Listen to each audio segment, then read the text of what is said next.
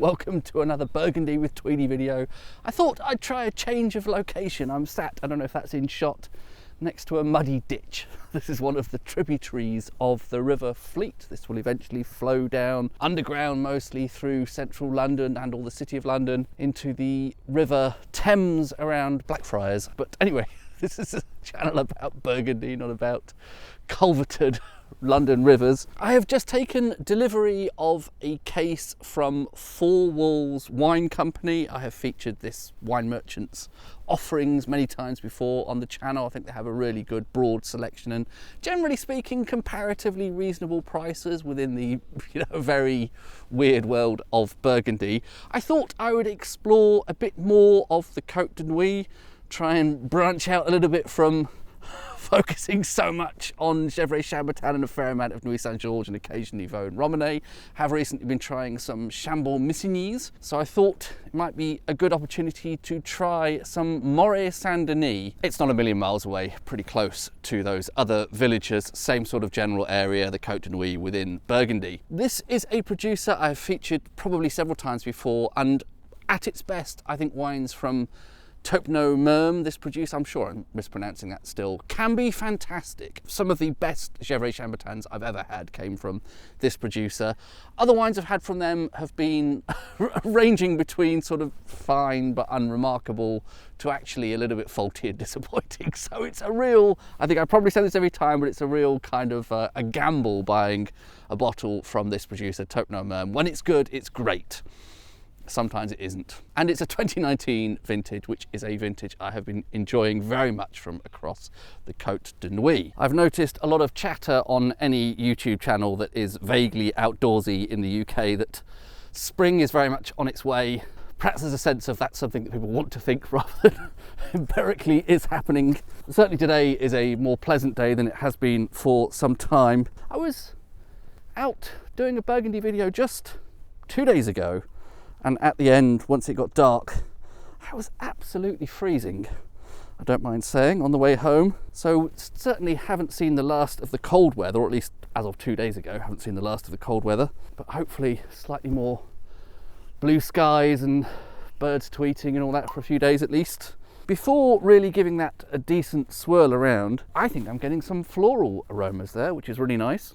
And that is something I remember from Taupenot Merme before. When it's great, it can be really elegant and floral and perfumey. I don't know if I'd be able to put my finger on which particular flower that is, but it's not, to me, obviously, a fruit type fragrance. It's something really quite pretty and dainty, and I think floral there. Bit more of a swirl around. I feel like that's warmed up. I have sort of warm rose petals, potpourri that's been left next to a radiator, something like that. Yeah, I get, again, a sort of floral sense there, but swirling has somehow heated it. I think if I had to pin it down to a flower, I'm veering slightly towards the rose, but it could be, it's really delicate though as well, in a good way, not in a sort of faint, barely able to detect. It's sort of dainty. I think after all of that onslaught of bouquets of flowers, I am now getting to some cherry. I think it's cherry.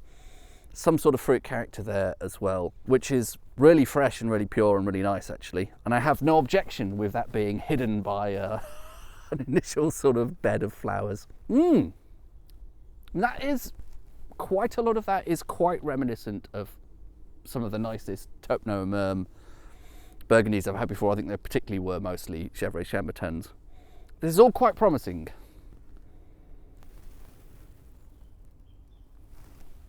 On the palate, nice and concentrated, and you could tell me this was a Gevrey Chambertin and I'd probably believe you. That's one of those hallmarks, isn't it? Apparently concentration. It's a bit mineral, almost ever so slightly chalky sort of sense to that there. I don't know if I'm being influenced by this. This is more of a sandy stream here. I'm on a heath, so I guess the soil here is sandy by definition. That's what makes a heath. Yes, there is a slight sort of grainy, silty tannin sensation along with that mouthfeel there.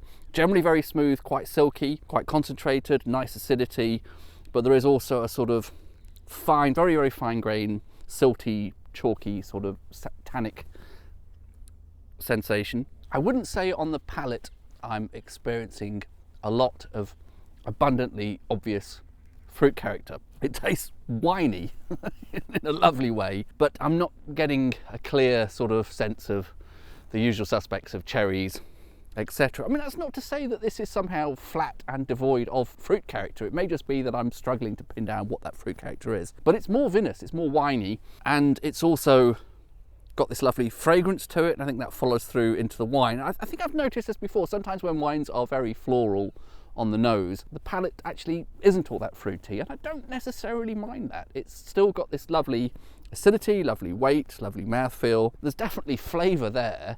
I don't know that I would immediately pin it down as fruit rather than something more vinous, more basically winey. I think we do have certainly not light, delicate and inconsequential, but I think this is a more sort of elegant, refined, floral kind of Burgundy here. And I think that's something you get in that middle bit of the Côte de Nuits. They tend to be sort of bigger and powerful at the top and the bottom, the Gevrey Chambertin and the Nuits Saint-Georges end. And I think once you get into the middle, particularly villages like Vosne-Romanée, even though that's not really that far from Nuits Saint-Georges, that tends to produce these more delicate, refined, elegant sort of Burgundies, more floral notes and all that kind of thing. And I think this is in that kind of camp. It's not big on fruit, it's not bold, but it is quite nicely concentrated, and it does have a lot of other interesting things going on. I think what's probably really working in its favour is, well, first of all, those floral notes on the nose, but also really good acidity. This really nice, well-balanced balance, that's probably what I'm looking for, isn't it? Really, really nice balance. There is a really good amount of acidity, but there is obviously also some sugar there to keep that in check. And maybe that's classic 2019. Again, does seem to produce those really elegant wines that are generally not in danger of becoming jammy and flabby and all those bad things. If I do come up with any more insights, I'll get back to you, but if not, I've enjoyed that. Cheers. Perhaps I'll cut to some B-roll I took on my phone on the way here that's sort of giving a possibly optimistic impression that spring is just around the corner. And also I did some faffing about with the zoom on my new phone. Anyone who's watching the other channel, and I just got a new phone that actually has an optical zoom on it, and I've been enjoying zooming in on things pointlessly, like airplanes and kites and so on. So perhaps I could be padding the video out and trying to get some more watch time with some irrelevant B-roll. Cheers.